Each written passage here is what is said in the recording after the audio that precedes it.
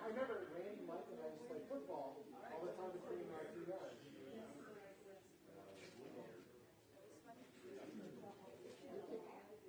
I think I'm actually facing down pretty much.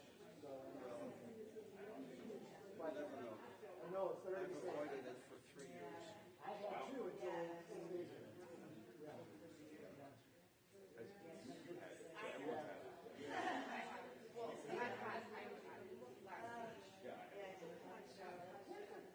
Everybody's emulating on this. Yeah, it happened pretty quick. So, good. No, this is my nephew. This is my niece Rachel. It's my sister-in-law Beth. And you're hugging me? This is Angela. This is John. John's You're a doctor. and John's mother's brothers. So, and Uncle Joel's right there. They're on the next side of the family. And that's It's day 6, you said? Oh, well, you're past day 5. It's 5 days and stages. And then you wear a mask. That's what it is. I want to push it back one more day. So I'll think about it. Yeah, thank you. This is amazing. Yeah. Yeah. It's funny coming over here. You guys look great. They're very Why did you guys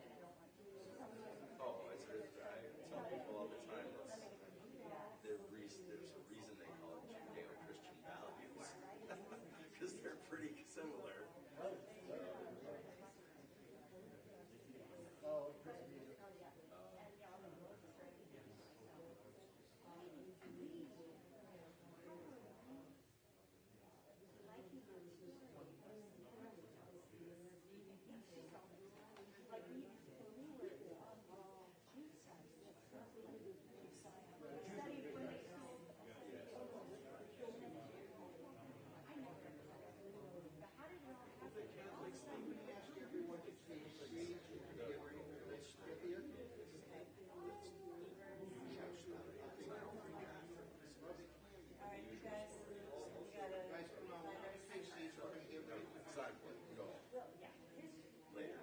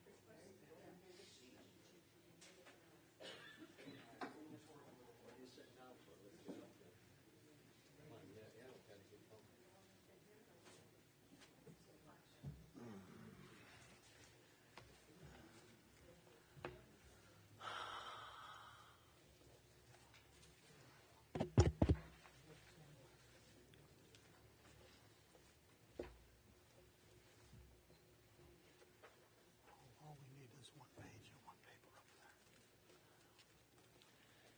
By the inevitable decree of the great Father, our brother has been called from the turmoil of things temporal to gracious peace of life eternal. The struggle of mortal existence is ended, and he answers no more to the call of the living. To this place we come in tribute to the memory of one who learned the lessons of friendship, charity, and benevolence to share with us the great fraternal work. With us, around the Holy Bible, our book of law, he met to strengthen the helpful ties of friendship.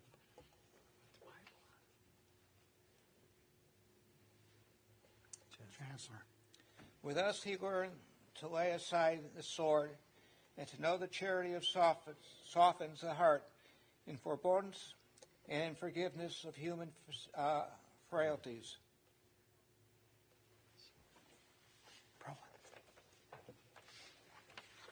With us, he wore the jewel emblematic of that benevolence by which life is made higher and happier. Flip the page.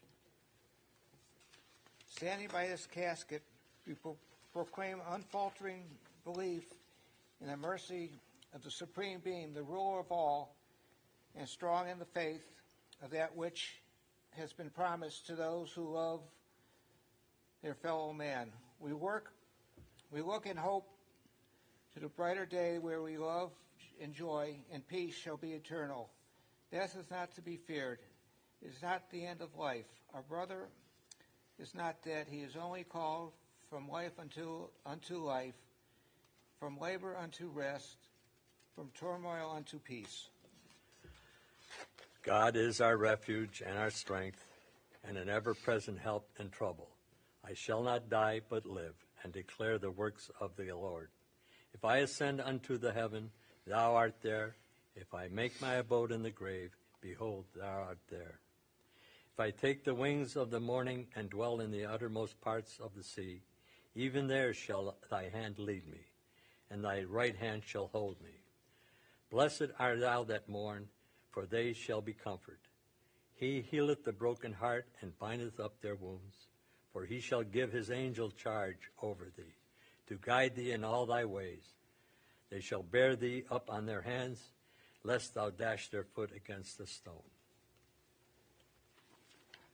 It was not decreed that man should perish. The seed sown is not lost. When the dawn of eternal day shall light the heavens, and the voices of angels proclaim the earth has passed away, and time has become eternity, this form, once more animated by spirit, shall live forever. Upon this casket we drop a sprig of myrtle, emblematic of the eternal friendship.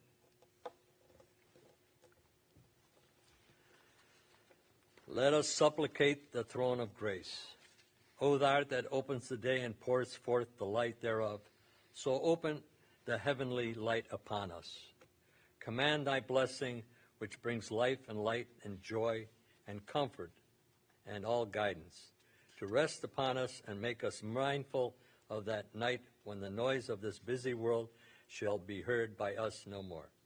Dispel the storm of grief, and out of the clouds and darkness of sorrow, bring to us the light and joy and peace of thy living tenderness.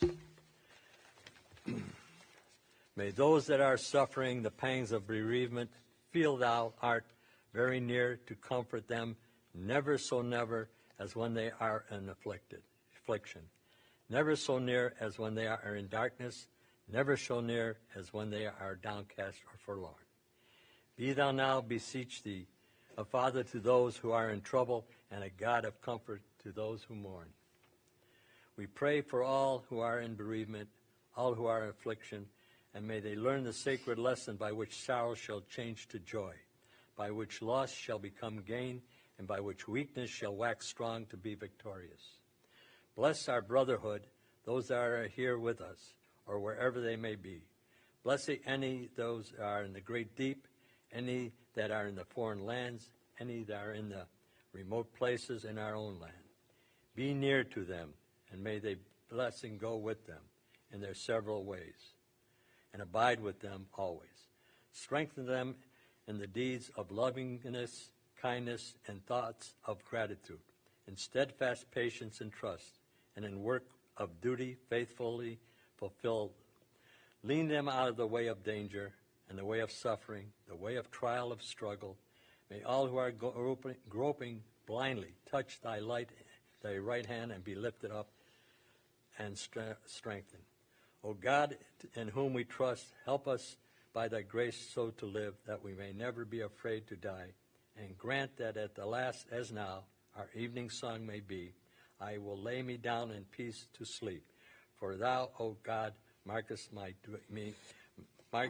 me dwell in safety. And we all say, Amen. This concludes the service.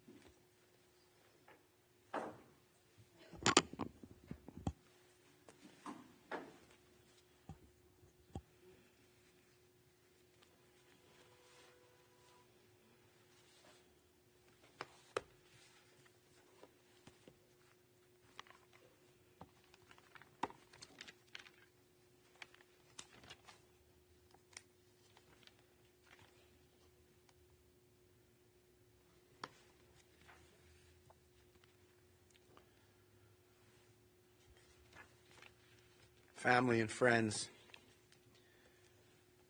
I'm Rabbi Eddie Sukal from the Shul, and we gather this morning to pay tribute to Robert Bigley, to remember him, to speak of him, to pay tribute to his life.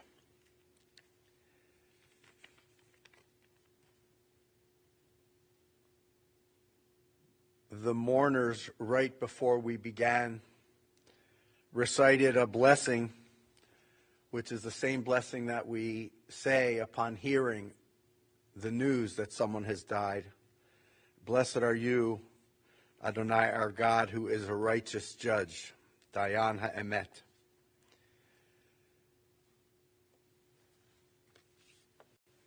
And we recite that blessing, and the mourners tear the Kriya ribbon to affirm, even in our sadness and our grief, even in our questioning and our uncertainty, that we have trust.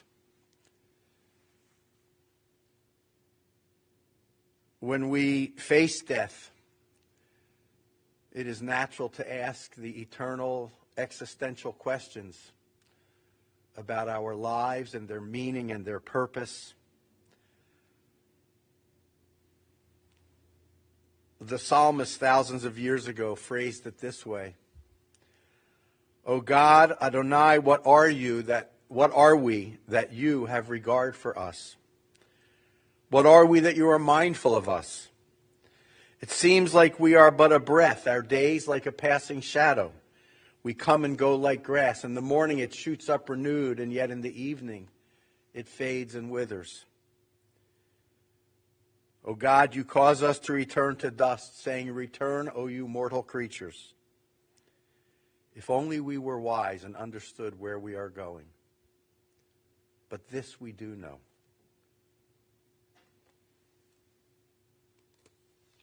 Mark the wholehearted. Behold the upright. For they shall know true peace.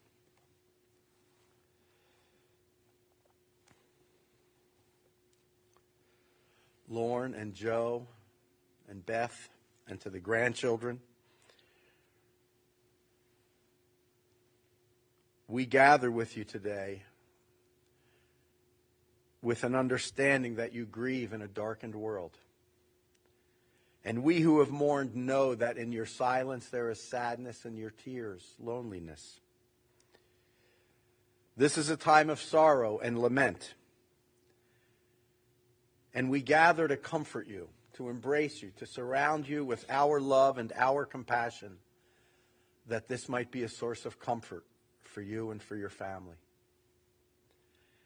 And we gather not only that we might comfort you, but we call upon God on your behalf. And we ask that God be with you and you feel God's loving presence, and that this too should be a comfort to you.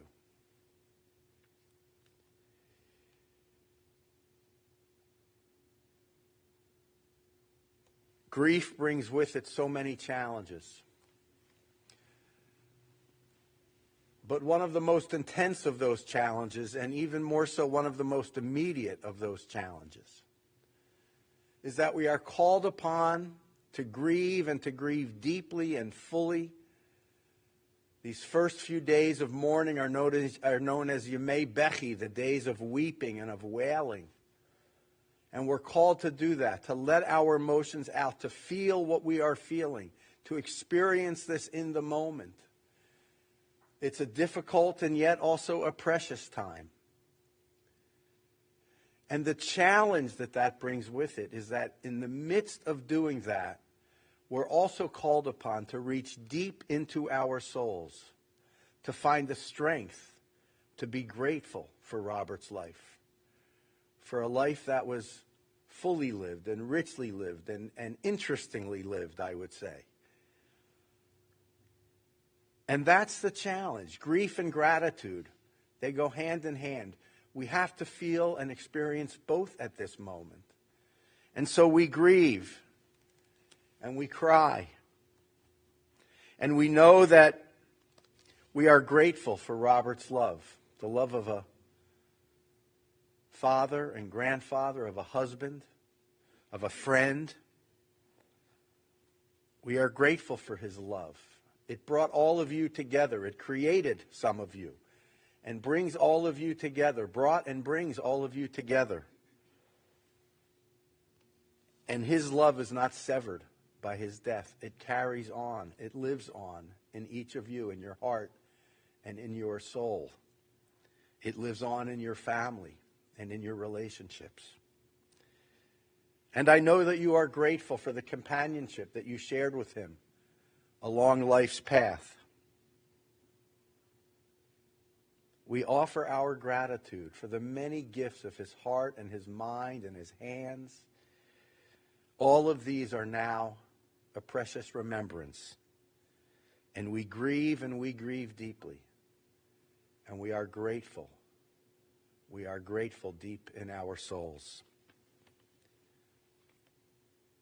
Adonai ro'i lo echsar, binotesh yarbitzeni al mei menuchot yinahaleni, nafshi yishovev, yancheni v'ma'agalei tzedek lema'an shemo, gam ki elech begates al mavet, lo irara ki ata imadi, shiftecha umishantecha, hema yinachamuni, ta'aroch lefanai shulchan neged sorerai, Dishanta v'shemen roshi kosi revaya ach tov v'chesed yirdufuni kol yemei chayai v'shavti b'veit Adonai le'orech yamim.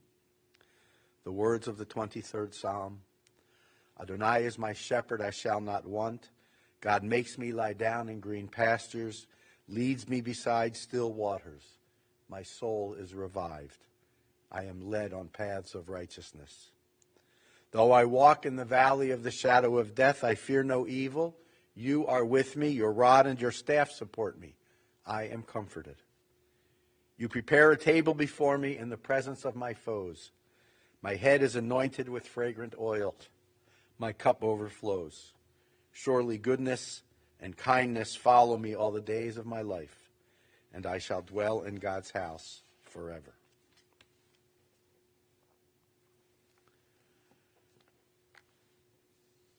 To share words of tribute, I'd like to invite Lorne and Rachel and Zachary to come forward.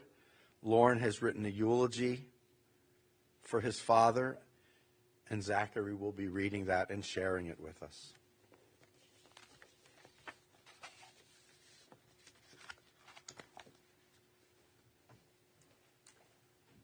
Thank you, Rabbi.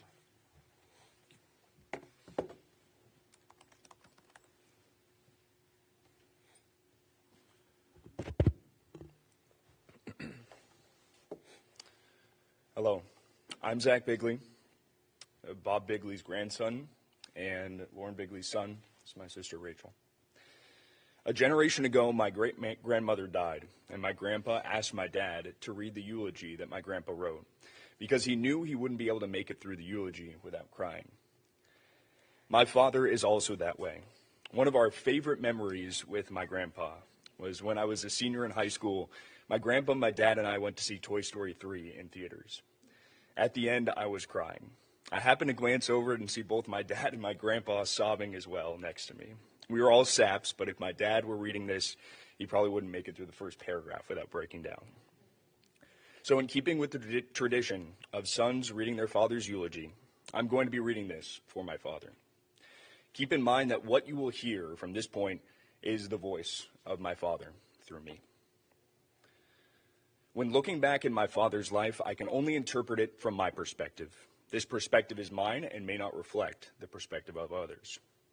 My father was a good guy. He had a big heart and was generous, sometimes to a fault. He taught me to be a gentleman, such as always opening the door for others, especially if they were women.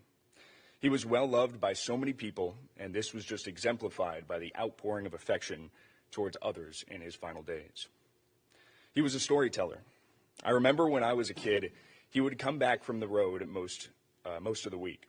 He was a traveling furniture salesman, working for 4 days on the road before coming back home.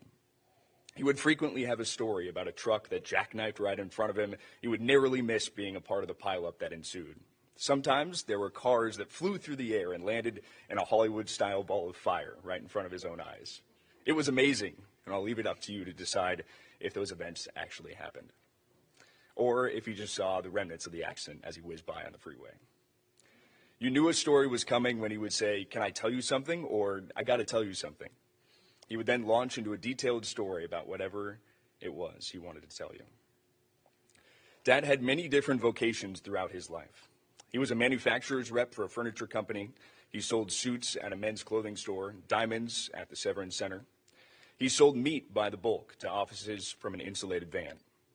He created a company called MapTel, which provided maps of a community for people in hotels for free and to sell ads to local companies to fund it. He managed concessions at the Cleveland Zoo, where he actually gave me my first job when I was 13, even though the minimum age for the job was actually 15. I just said I was short for my age, and it worked. He had an idea that went as far as leasing a store at a storefront at Geneva on a lake selling ribs. He was going to call it Bubba Ribs. It never got off the ground. He drove a snowplow that would plow driveways in the middle of the cold, wintry night for a year or two. He ran a furniture warehouse. He sold retail furniture for a short time in California. He then got into in-home furniture repair. After taking a class on how to do this, he could make scratches disappear on tabletops using just wax and a hairdryer. He then started selling farming implements on the phone to farmers all over the country, selling rust-removing paint, mole-killing smoke bombs, and fertilizer. His name was Ed Collins when he did this job. I guess Ed lives on as another person now.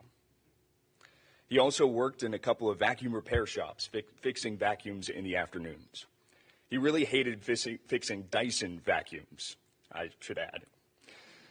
We currently are on our third Miele vacuum, though, because he made sure all the families knew that they were the easiest to repair. He would say they were just so easy. In fact, he would make minor repairs on our vacuum from over 2,400 miles away, telling me exactly what to do, telling me exactly what to look for, and how to remove and replace various parts, even using zip ties to make a repair. I have to thank him, as well as my mom, for our work ethic. Speaking of fixing things, he always had an answer for how to fix something, and some were actually correct. No, actually, most of the time he was spot on. I remember as a kid, we had flooding in our basement regularly, so he dug a trench around the house and installed drain tiles all by himself.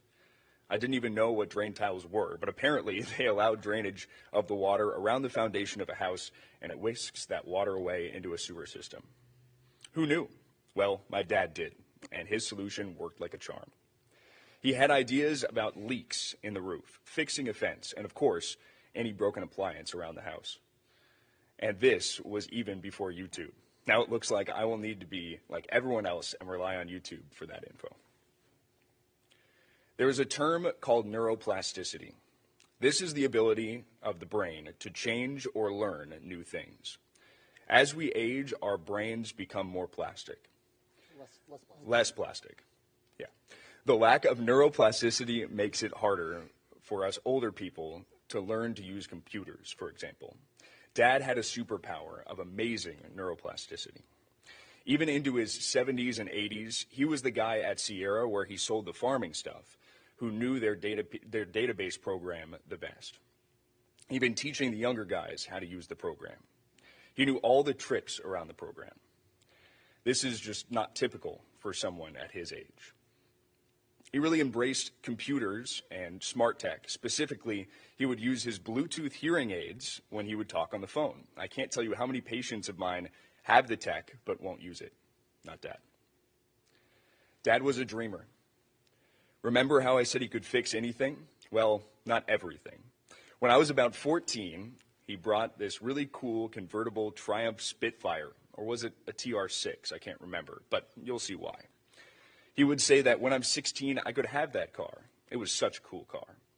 But after a few months, he noticed that it was rusting. So he had the idea that he could take a used TR6, put the body of the TR6 in the chassis of the Spitfire, or was it the other way around? I'm not sure. It doesn't matter. So he put the cars in the garage, took them apart, and there they sat, apart.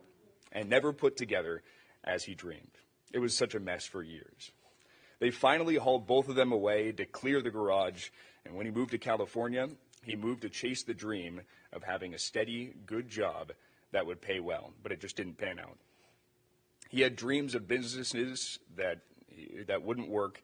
He had a dream of building a piece of land between Mansfield and Columbus in a development called Apple Valley. When my parents divorced, they had to sell the property. A shame, as it's now a resort community of over 5,000 people. I imagine that plot of land is worth a lot more than they sold it for. Dang.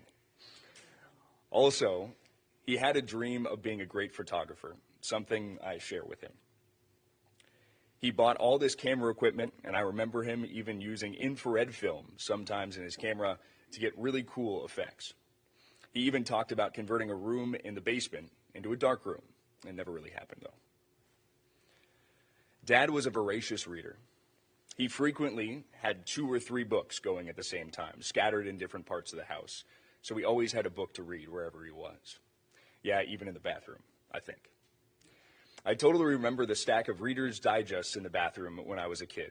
When he moved to California, one of his toughest decisions was which books to bring with him. He would usually buy his books, not borrow them. So he had a lot of them laying all over the house. He even bought 2 books when he was recently admitted into the hospital, as he was always an internal optimist. He was incredibly thoughtful. He was able to maintain dozens of very close relationships across the country with his children, with his grandchildren, cousins, nieces, nephews, and other friends.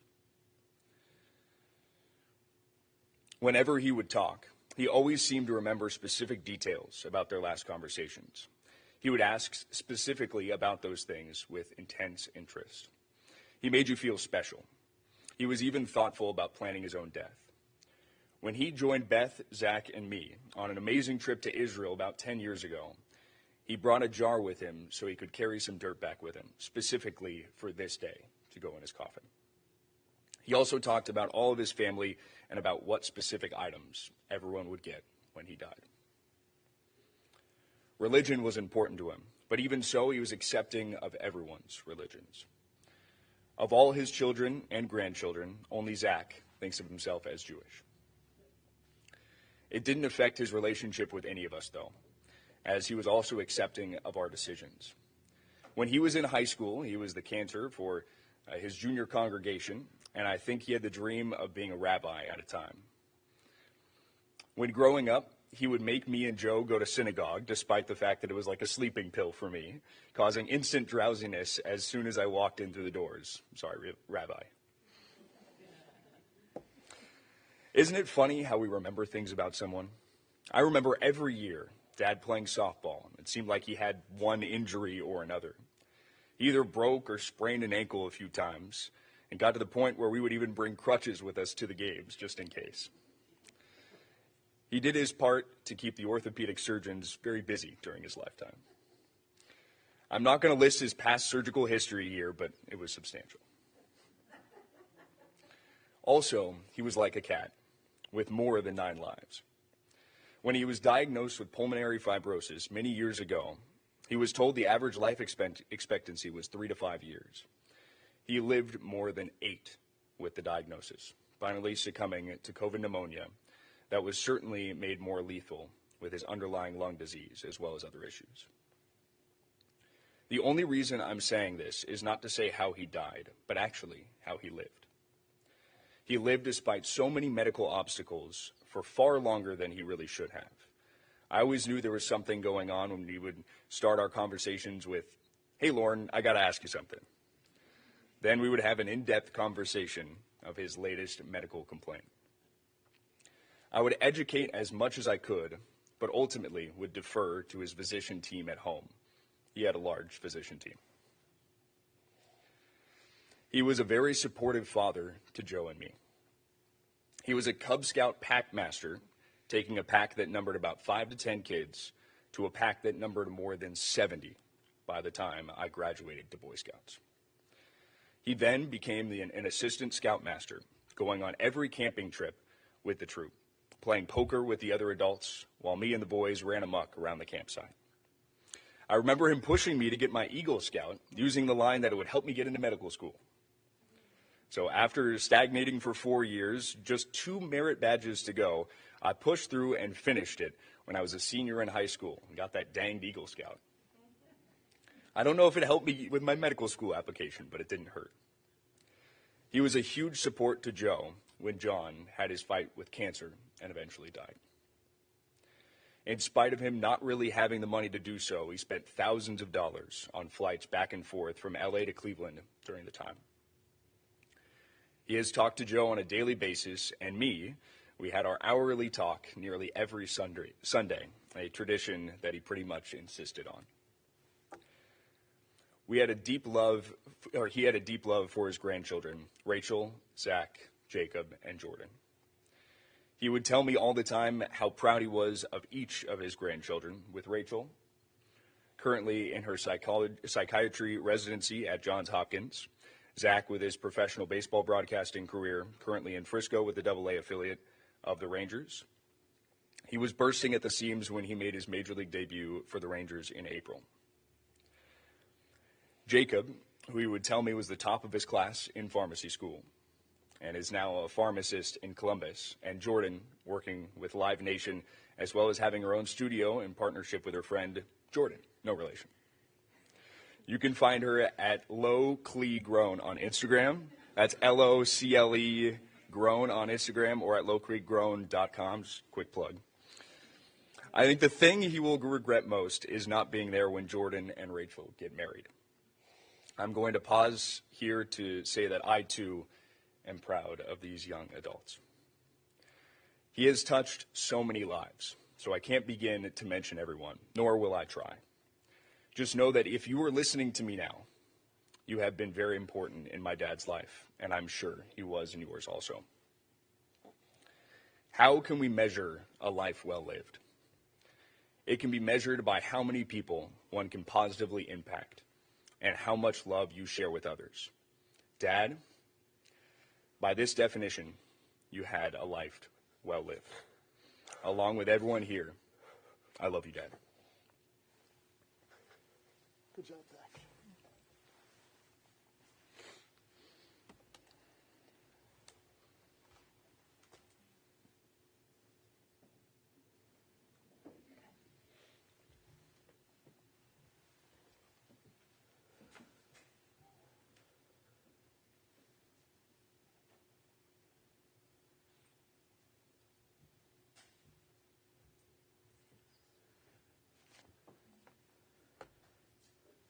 Thank you.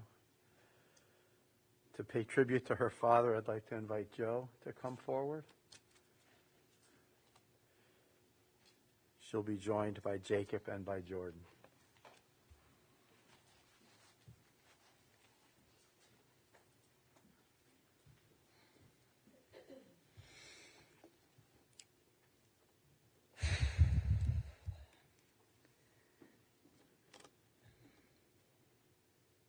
So I thought that I was going to be able to do everything that I wanted to do. My brother pretty much summed up everything that needed to be said about my dad. So I'm shaking a lot.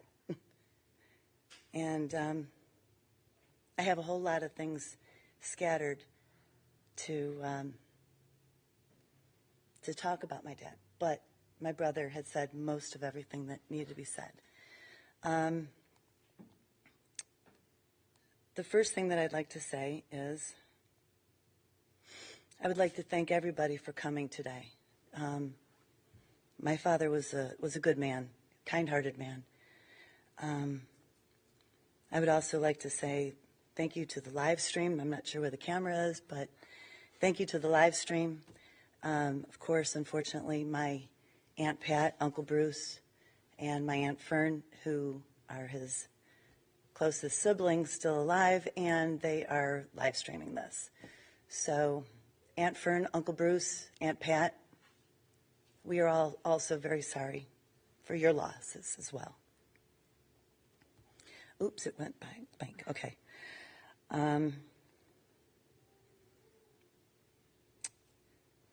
My dad has and had and has the biggest heart.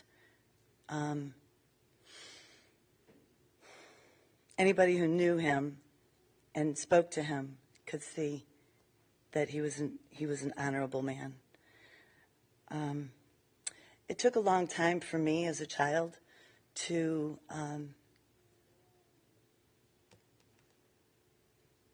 be okay with my father leaving and going to California, leaving me as a child. I was very rebellious. I was not a good kid. Then when I got married and as I got older, we got closer. And then when my husband got sick, we got even closer yet. When my father was diagnosed with IPF, I thought, oh my God, I need him here with me. So my brother and I decided that, yeah, he needed to have a little more support. So I was very grateful and honored to actually have my dad live with me for a couple of years. Until he met a beautiful woman named Dee. And Dee and my father were an amazing couple that I think everybody should learn from. And just when they would go to the doctor's appointments holding hands, and my dad would hold the door for Dee, and everybody would look around going, oh my gosh, how long have they been married? And Dee would say, this is just my boyfriend. Or she would say, this is my special man. But nobody really understood the love that it was destined. And it was truly, truly a blessing. And Dee, I also am sorry for your loss. But with his loss and your loss, you also gained us as a family. And we're very grateful to have you in our family. So there were other things that I wanted to say, but I don't want to be wordy or anything. I also wanted to say, past couple of days, there's been, I don't know, was it valleys and highs and lows? Thank you. Highs and lows. And last night, when I was finishing up looking through all my dad's things, he had purchased a book called Grandfather, I Want to Hear Your Story. And I lost it last night when I was reading this. Anyways, the majority of this was basically how much he loved his family and how much he was proud of his family and how he couldn't wait to be a father, couldn't wait to be a grandfather. And eventually, the journalist is going to rewrite this. But he did this last year, and Ms. D, you are in this as well. And it hit home. Anyways, Dad, I love you. I will always love you. You'll always be. And continue to be a wonderful father, grandfather, uncle, son, grandson. I mean, he was everything. That's all. I'm good. I do want to say something really quick, though. Okay. He was also very tough, like just a badass. So I just want to cover that. Can we? I'm so sorry if we can't, but he was very tough. And I feel like I've told the story 100 times, but it's a good time to say it. Okay, so one time we were driving out of the driveway. You know where this is going, but he was driving the car. I was in the back seat. Mom was in the back seat. My dad was in the front seat. Thank you. And Grandpa reached down to grab the newspaper out of the driveway, just like, casual. Foot slips off of the brake. Car starts rolling. This man, in his 60s, 70s, like early 70s, does a tuck and roll out of the car, like super quick, rolls out, and like he was there 1 second and then gone the next. It was the wildest thing. So Dad had to put it in park. My dad like threw it into park. It was great, but he was like this close from getting run over by the car that like his family was in. So it was just wild. I was like, this dude's tough. So that's all. That's what I wanted to add. Thank you.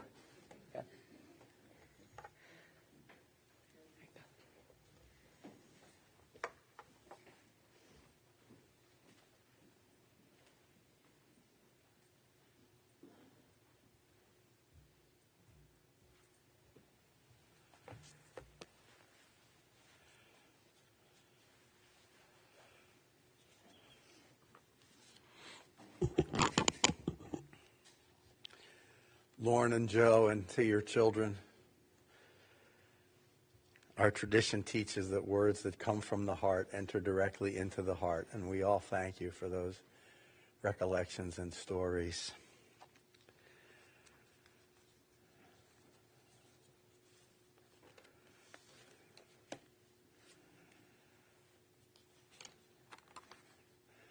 I just want to respond personally to one thing in Lauren's eulogy.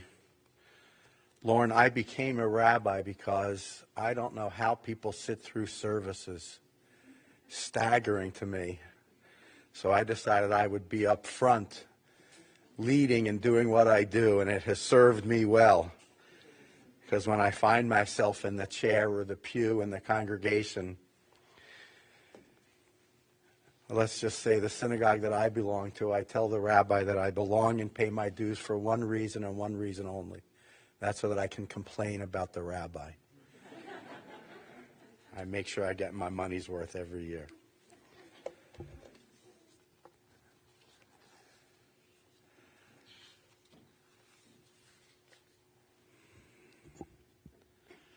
I have shared some Psalms with you this morning. I want to read a contemporary poem by Maya Angelou, When Great Trees Fall.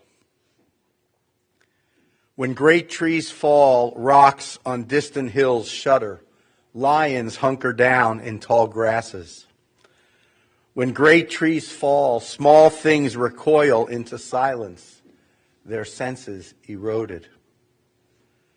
When great souls die, the air around us becomes light, rare, sterile. We breathe briefly, our memory suddenly sharpened. Great souls die, and our reality, bound to them, takes leave of us. And when great souls die, after a period, peace blooms, slowly and irregularly. Our senses whisper to us, they existed. We can be and be better. For he existed.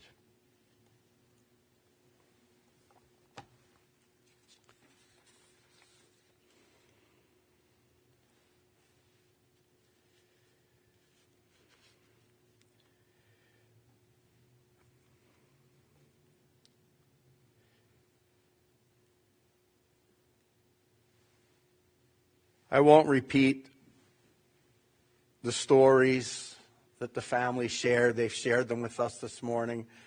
I won't go through Robert's biography. You've heard it here, and more than that, you know it because you lived with him through the years. And he has friends here from several different generations, some stretching back, I'm sure, many, many, many years. And how beautiful it is that you pay tribute to your friend this morning. But I do want to mention just a few additional things. Joe spoke beautifully of Robert's relationship with Dee. But she soft-pedaled it a little bit because she said, or the family told me some things the other night in our family meeting, how you had such a beautiful relationship. That girlfriend, boyfriend doesn't make sense as terminology. First of all, you're not girls and boys, you're grown-up people. But it was such a beautiful relationship of being a confidant, a caregiver, a companion, that you were truly in love. And you loved going to the theater and playing games together. But this was the summary. And I love this. I've been doing this a long time, and I've never had a family say this about a romantic partner, married or unmarried. And I don't remember if Joe said it or if Lauren said it, that Dee and Robert, they were like teenagers in love, except they were in their 80s. What else can be said?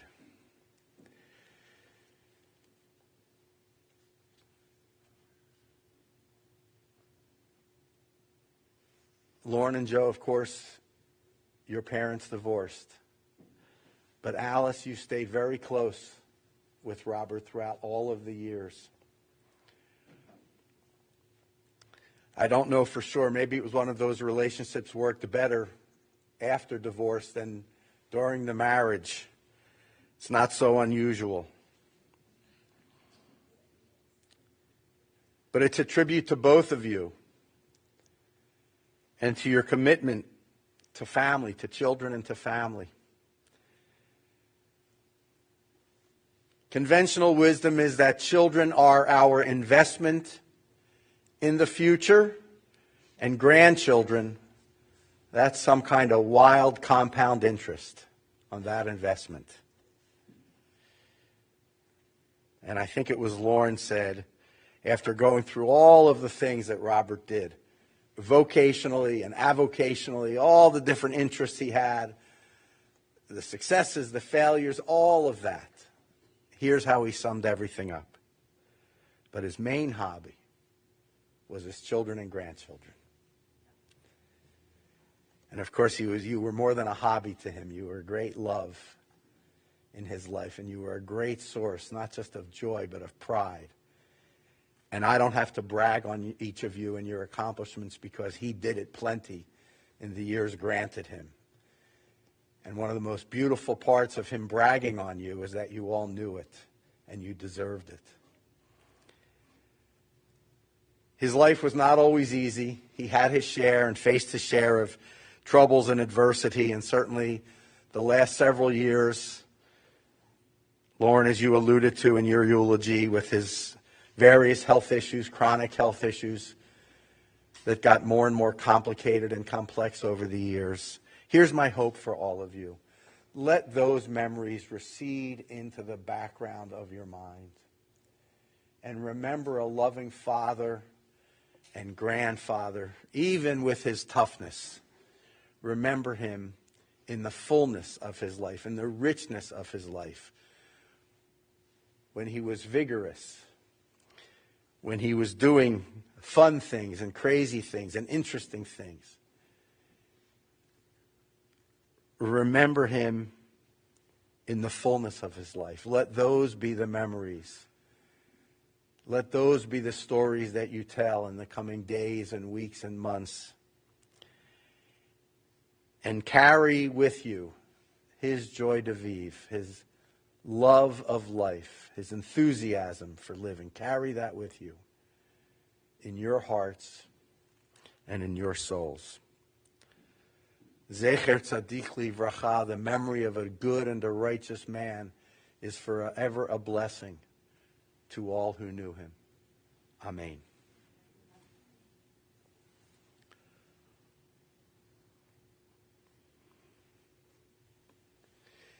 In a few weeks, we will read during Sukkot the book of Ecclesiastes, known as Kohelet in Hebrew.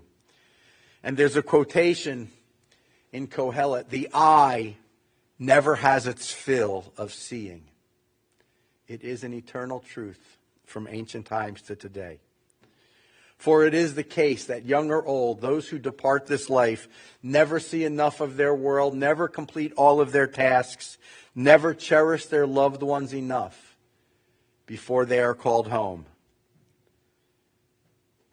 and how they yearn for yet another respite from that final summons, and how we yearned to have them close to us for another challenge in our lives, another joy, another precious moment together. Oh God, we call upon you. Be now with those whose hearts are broken, because whenever parting comes, it comes too soon. Console Robert's family and those who mourn with them. Be near to them even when your light seems distant. Sustain the mourners, O God, until their time of healing. If it is easy for you to do so, please rise at this time. Otherwise, feel free to be seated.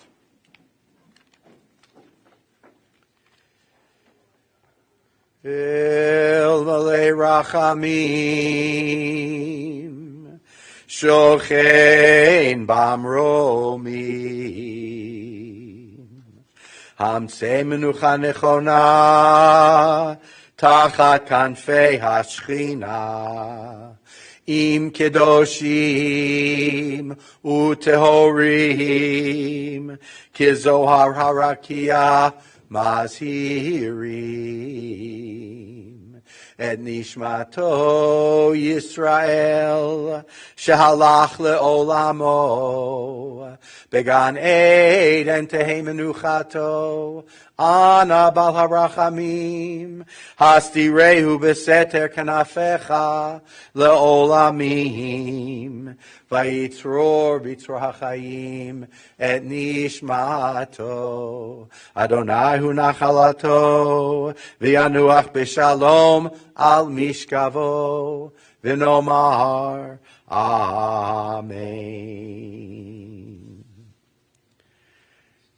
Compassionate God, eternal Spirit of the universe, grant perfect rest in your sheltering presence to Yisrael, Robert Israel Bigley, for he has now entered eternity.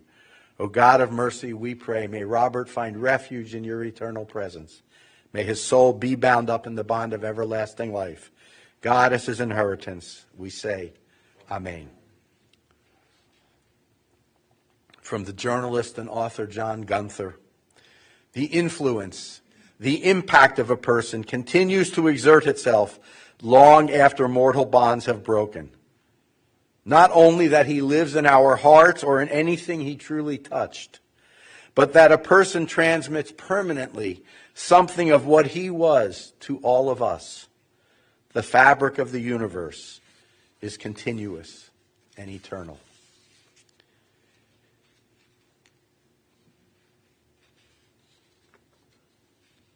Our service will continue at Chesterland Memorial Park. Following the burial service there, the family will return to Patterson's Fruit Farm. There is an event center there, and there they will observe Shiva today, including, of course, the mourner's meal. They will observe Shiva at Patterson's today from immediately after the service at Chesterland Memorial until around 4 or 4:30 this afternoon. For those who may wish to honor Robert's memory with a charitable contribution, his family suggests that you direct your generosity either to the Multiple Sclerosis Foundation or the American Cancer Society.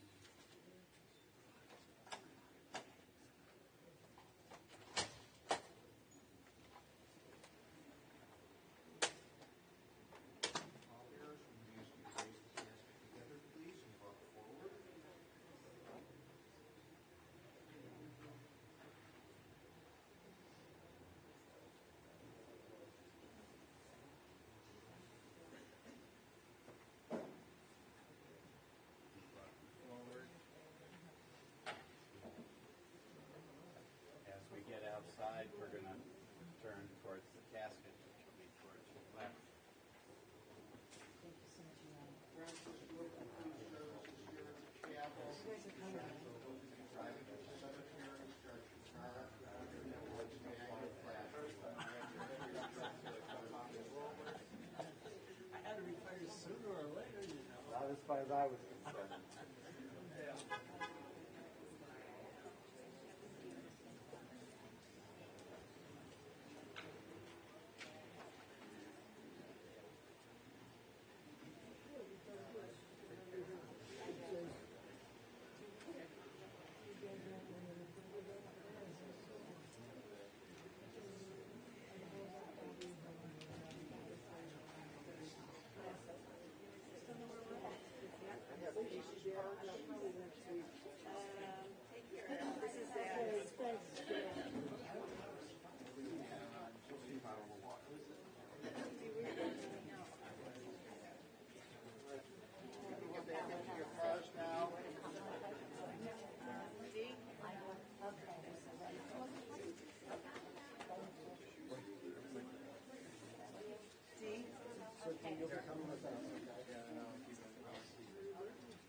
Hey guys, I saw you come in. Thank you. Perfect. Yeah.